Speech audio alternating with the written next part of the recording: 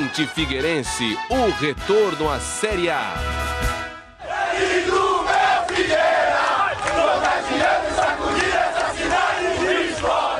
Depois de 2 anos na Série B do Campeonato Brasileiro, o Furacão retorna à elite em 2011. Mas, antes de falar dessa conquista, é preciso relembrar um dos momentos mais tristes para a nação alvinegra. Ano de 2008. Mesmo embalado com o 15º título de campeão catarinense, o Figueira não se deu bem no Brasileirão. A vitória sobre o Internacional por 3-1 no dia 7 de dezembro não foi suficiente para garantir a permanência na Série A. O empate entre Santos e Náutico por 0-0 e a vitória do Atlético Paranaense sobre o Flamengo rebaixaram a equipe. O Figueirense venceu o Internacional por 3-1, mas não adiantou para fugir do rebaixamento. O goleiro Wilson relembra que, ao término da partida no Scarpelli, os jogadores acompanharam no vestiário o restante do jogo da Vila Belmiro, já que pelo menos um gol do Santos bastaria, mas não saiu.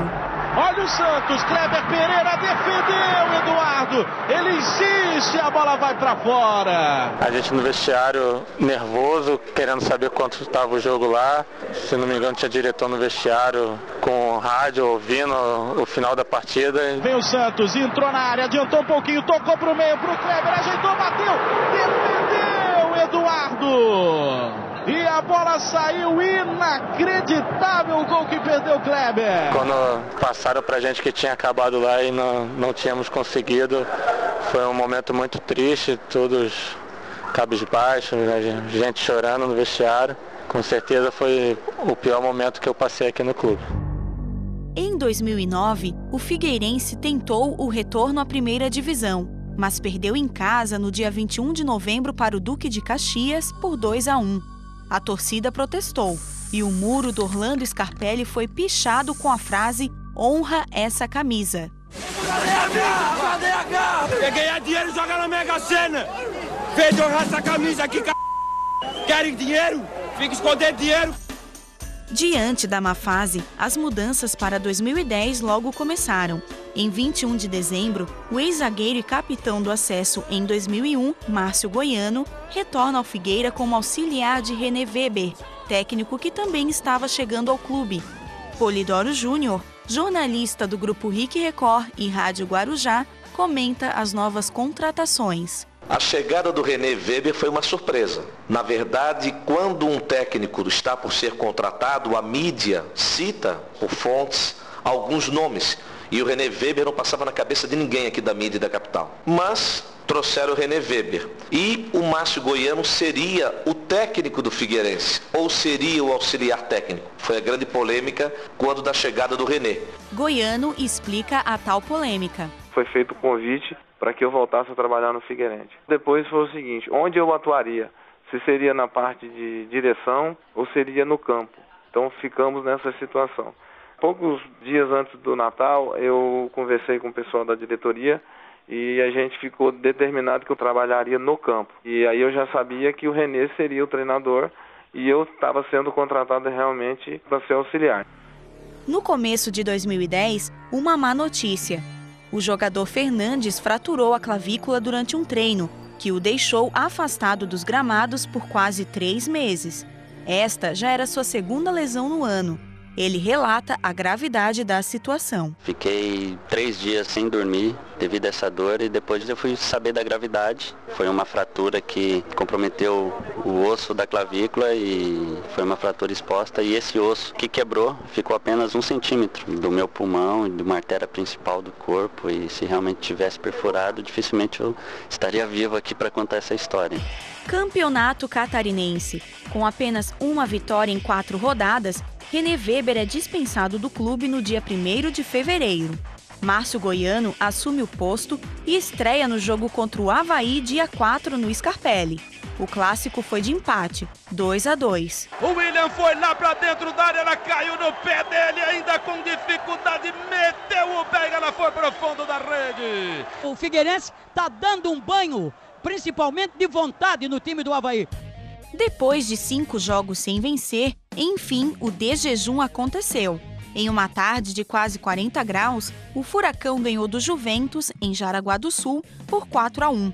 Mesmo com forte calor, o funcionário público e torcedor Nereu Pereira Filho trocou a praia em Florianópolis pelo jogo no norte do estado. A gente estava na armação, né, que a gente sempre acampa no verão, né? E nesse dia, 11h30, nós arrumamos tudo, já tá botando a camisa. Onde é que vocês vão? Onde é que eu vou? Jaraguá? Tu é doido, tu é maluco, um sol desse, deixar da praia aqui, numa armação, aqui com piscina. E aconteceu, a gente foi pra lá, né? Enquanto o figueirense goleava, ele também dava um show na arquibancada. Nereu virou atração no quadro do Tadeu Schmidt no Fantástico, depois de ser flagrado dançando sem parar. Que é isso, rapaz? Que diabos é isso? Meu amigo, o sujeito não parou de dançar 1 segundo. E deu a maior sorte. O time dele, o Figueirense, goleou 4-1 em cima do Juventus. Figueirense goleando e ele dançando. O mês de março foi marcado pela saída do presidente do clube, Norton Bopré, e da Figueirense Participações, presidida por Paulo Prisco Paraíso. A empresa gerenciou o futebol do clube por 5 anos. O jornalista e blogueiro do grupo RBS, Marcos Castiel, fala sobre o fim da parceria. Foi um momento extremamente conturbado, se não o mais conturbado de toda a história política do Figueirense. Porque a Era Prisco Paraíso representou a volta do Figueirense aos títulos, às conquistas. Então era um cara vencedor. Naquele momento era de estabilidade em todos os setores do clube, seja ele na área da presidência, seja ele na área do futebol. O vice-presidente Carlos Aragão fica interinamente no lugar de Bopré. E dias depois, Nestor Lodete, que presidia o Conselho Deliberativo, assume a presidência do clube. O diretor de Operações Desportivas e Marketing, Renan Dalzotto, comenta a nova fase. A gente tinha que reestruturar tudo e, enfim, trazer a autoestima dos jogadores. E nós tínhamos 2 prioridades muito grandes ali. Uma era cumprir com as obrigações financeiras que estavam estabelecidas. E o segundo, o maior de todos talvez, seria o acesso para a Série A. No dia 8 de maio, o Figueirense teve um bom começo de campeonato brasileiro. Encarou o São Caetano e venceu por 1-0. O gol foi de Roberto Firmino, na época com apenas 18 anos de idade.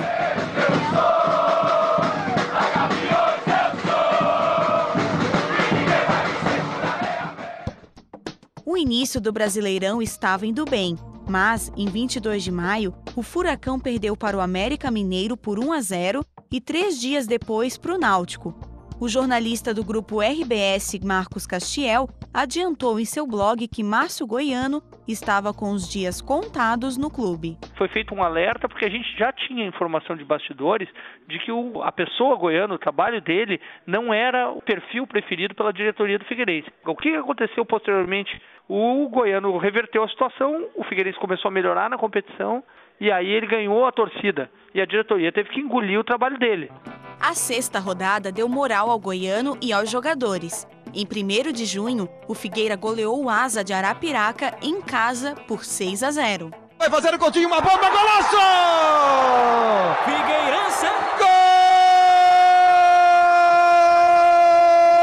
Gol do Figueira, Figueira, um Figueiraço!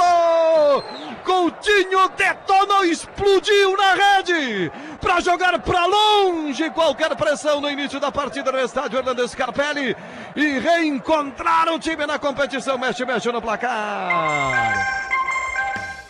Chico Lins é apresentado como novo gerente de futebol do Figueirense e dias depois, mais uma novidade é anunciada. O atacante Reinaldo, que jogou em times como Flamengo e São Paulo, chega para reforçar o elenco. Chico fala da nova aposta do clube. Todas as expectativas foram confirmadas. Logicamente o Reinaldo, como toda contratação, tinha algumas pessoas que desconfiavam, que era lesionado, que se machucava muito, fez gols, foi líder, nos momentos decisivos ele deu a cara, tem vezes que a gente acerta, tem vezes que a gente erra. O Reinaldo foi uma contratação extremamente acertada e tão útil ele foi que ele acabou renovando e está com a gente até hoje. No final de julho, o Figueira foi enfrentar o Bahia em Salvador. O time da casa vencia por 2-1, quando Reinaldo, em sua estreia, empata aos 35 do segundo tempo. Ele fala da emoção do primeiro jogo com a camisa alvinegra. Nossa torcida compareceu em grande número. Marcou minha vida porque foi uma estreia com a camisa que eu sempre tive vontade de jogar. Eu estava muito feliz aqui e eu consegui fazer o gol do empate. E aí sim, ali eu consegui ganhar o torcedor de vez e dar uma sequência no trabalho. 7 de agosto, um sábado de muita festa. À tarde, uma carreata alvinegra percorreu vários bairros de Florianópolis até chegar no Scarpelli para o jogo contra o Icasa. A folia valeu a pena. O Furacão fez 5-1 na equipe cearense. Chegou para marcar Reinaldo! Gol!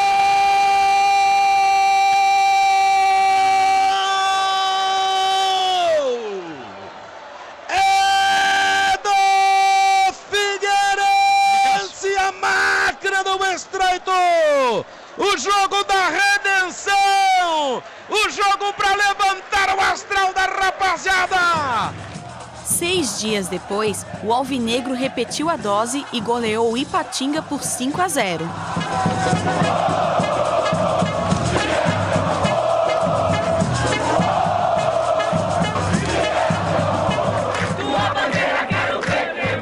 O Figueira vai para o Rio Grande do Norte em busca da tão almejada liderança na tabela. Enfrentou o América de Natal e mostrou mais uma vez por que tinha condições de retornar à Série A. Venceu por 3-1 e assumiu a liderança isolada, desbancando o Coritiba.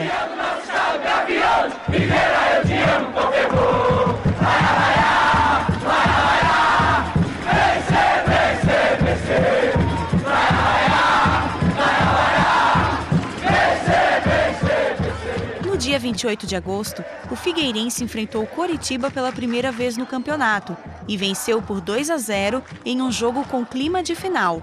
O dia foi marcado por mais uma carreata, pela estreia de um bandeirão gigante que cobria todo o setor C do estádio Orlando Scarpelli e pela presença de aproximadamente 16 mil torcedores. O meia Maicon comenta. A gente sabia das dificuldades que ia ter no jogo, tivemos a felicidade de sair vitoriosos, também de poder ver o estádio lotado, com bandeirão, né? Foi um jogo muito importante pra gente, que nos deu uma colocação importante para ir atrás do nosso objetivo, que era voltar à Série A. Mas, logo depois, o Furacão começou a deixar a torcida apreensiva. A equipe, que já vinha de derrotas para a Portuguesa e América Mineiro, perdeu para o Náutico por 1-0 na 23ª rodada. A partida foi repleta de momentos polêmicos e deixou o time fora da zona de classificação. O jogador Fernandes poderia ter empatado, mas perdeu um pênalti no final do jogo. Para bater Fernandes, pênalti contra o Náutico. Vamos lá, Gladson, vamos pegar. Pegou!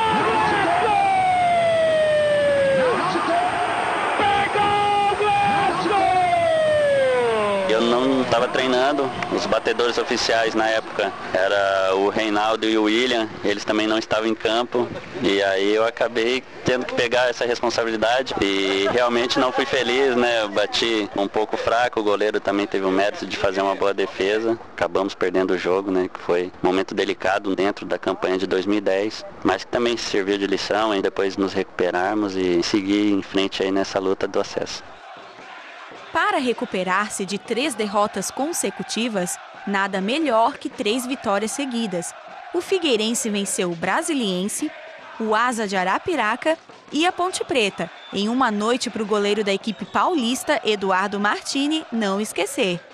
Olha lá, Martini perdeu para William, gol, gol! Figueirense!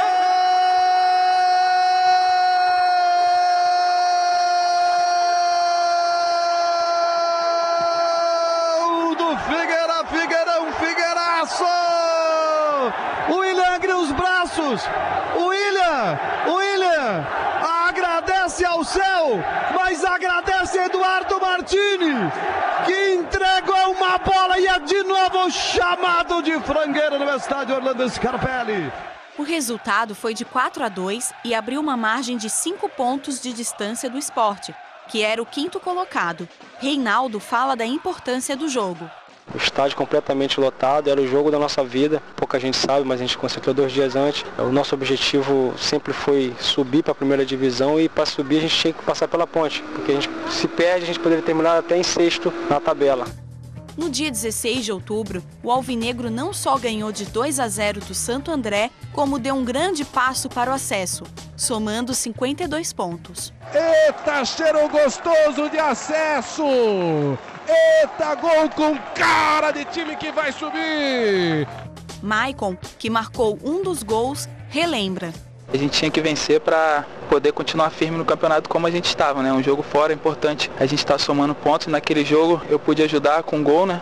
E com 2-0 ali nos deu mais tranquilidade ainda para a gente conseguir o nosso objetivo. Na sequência, a vitória de 1-0 sobre o Bahia deixou o Figueirense na cara do retorno. Só não saíram mais gols porque o goleiro da equipe baiana foi considerado o melhor em campo. Faltavam apenas 3 jogos para voltar à Série A. A torcedora aposentada Valmira Freitas estava lá. Foi um golzinho magro, graças ao goleiro deles, porque o goleiro agarrou tudo, até a sombra dele o goleiro agarrou. Tudo. Por isso ficou 1-0, mas era para ser muito mais. No dia 2 de novembro, com a vitória sobre o Ipatinga em Minas Gerais por 2-0, o time catarinense assumiu a vice-liderança com 59 pontos, 2 a menos que o líder Coritiba. O Figueirense vai voltar para casa, vai voltar para a Série A. Agora é só para acomodar-se entre os 4 primeiros colocados. O Figueirense vence fora de casa. Estava chegando a hora. Matematicamente não, mas virtualmente o acesso já era realidade. Com a vitória de 4-0 sobre o América de Natal, o Figueirense praticamente consolidou o retorno à elite. Tocou para a área, Maicon!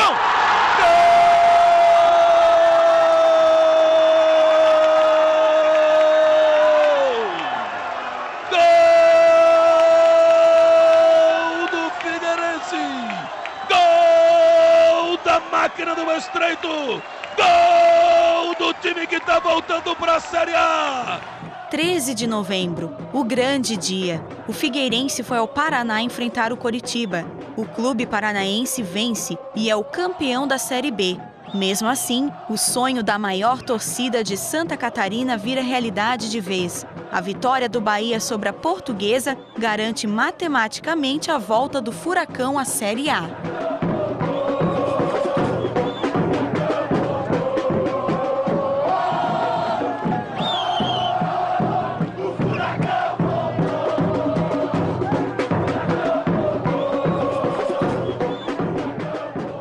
A delegação soube da conquista no ônibus voltando para Florianópolis, já que a partida entre Bahia e Portuguesa começou às 9 da noite.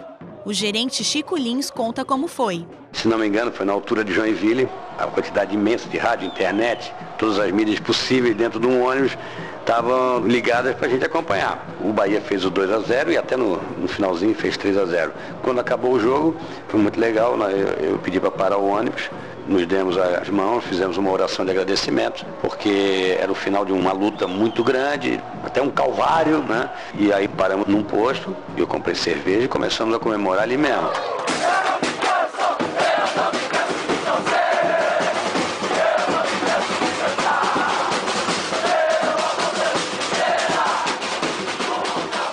A advogada e torcedora Vanessa Losso, esposa do capitão do Corpo de Bombeiros Diogo Losso, disse que a assessoria de imprensa do clube logo entrou em contato com o seu marido, a fim de conseguir um caminhão para que a equipe desfilasse pela cidade. De repente toca o meu telefone. Era do Figueirense, perguntando se com esse telefone era possível falar com o capitão Losso. Daí eu já fiquei eufórica, porque eu já imaginei o que era. Era uma forma de conseguir o contato com o caminhão de bombeiros, né? Aí foi quando eu joguei pra ele. E eu vou poder ir no caminhão também? Aí ele disse, não, tá, tranquilo. Eu tava comemorando a vitória do Figueirense, tava super feliz. E mesmo sendo casada há tantos anos com bombeiro, foi a primeira vez que eu andei num caminhão de bombeiros. Enquanto isso, muita festa dentro do ônibus da delegação. E não é que até o cantor Michel Teló, de certa forma, participou da comemoração? O goleiro Wilson confirma. A gente cantando várias músicas, o pessoal ali inventando letra e acabou pintando essa versão aí nossa, né, do acesso da música do Michel Teló, né? Que é primeiro a gente foge, depois a gente vê, o pessoal acabou transformando isso aí em primeiro a gente sobe, depois a gente vê. O que vai acontecer? Primeiro depois a gente vê. Foi mais um momento feliz ali no ônibus, que o pessoal cantou bastante. Fernandes, ídolo da torcida, se emociona ao relembrar a chegada no Scarpelli. Fico até arrepiado só de lembrar, porque foi um momento muito especial. A gente não via a rua, a gente só via a torcida do Figueirense. E realmente foi uma emoção indescritível. A festa tomou as ruas da capital catarinense. A maior concentração foi no Bar Cochichos, na Avenida Beira-Mar Norte. O presidente da Gaviões, Carlos Laus, o Bola, e toda a torcida fizeram parte desta comemoração. O Wilson e o massagista Ceará me chamou para cima do carro do Corpo de Bombeiro. A emoção foi inenarrável, uma festa muito grande que percorreu a cidade toda. Chegando no centro, paramos do lado do Florianópolis que estava tendo. Os trio elétricos pararam, homenagearam o Figueirense, começaram a cantar o hino de cima do caminhão. O técnico Márcio Goiano destaca os motivos que contribuíram para o retorno à elite do futebol brasileiro. A unidade do grupo, o querer deles, o acreditar que não existia nada impossível, existia uma desconfiança muito grande com relação ao grupo formado, mas eles mudaram esse cenário no dia a dia, com os jogos, com muita personalidade, muita coragem. Então realmente o grupo fez por merecer. A festa não parou por aí.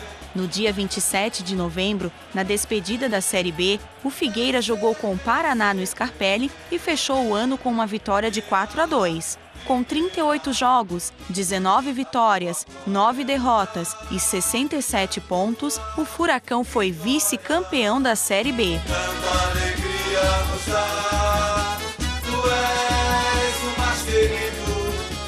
Trio elétrico em frente ao estádio, a presença do atacante Abimael, autor do gol do acesso em 2001, entre outras atrações, marcaram o dia.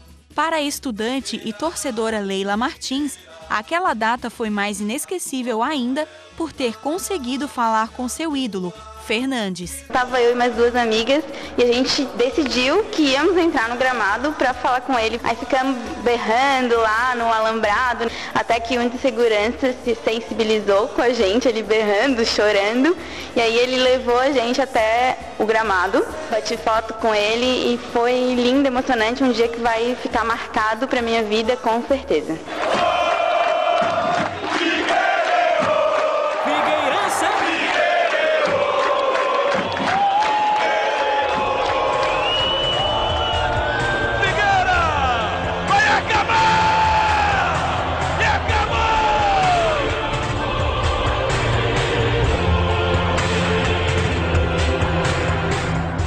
O choro de muitos torcedores no dia 7 de dezembro de 2008 transformou-se em lágrimas de felicidade em novembro de 2010.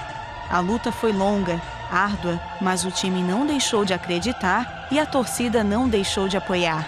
Mesmo com as derrotas, cansaço, momentos de tensão, o Figueirense mostrou a todos que com garra e determinação, tudo é possível. É possível.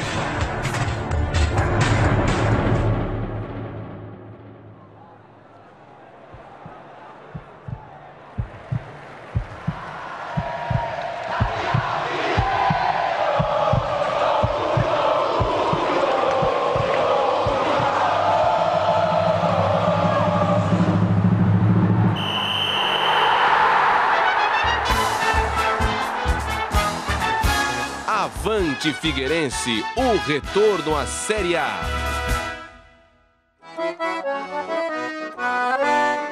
O documentário Avante Figueirense, o retorno à Série A é um trabalho de conclusão de curso em jornalismo da acadêmica Bruna Cacilha Correia. Orientação professor Dr. Ricardo Medeiros.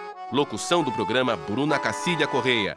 Locução de vinhetas Luiz Augusto Alano. Sonoplastia Márcio Goebel. Estácio de Sá de Santa Catarina, junho de 2011.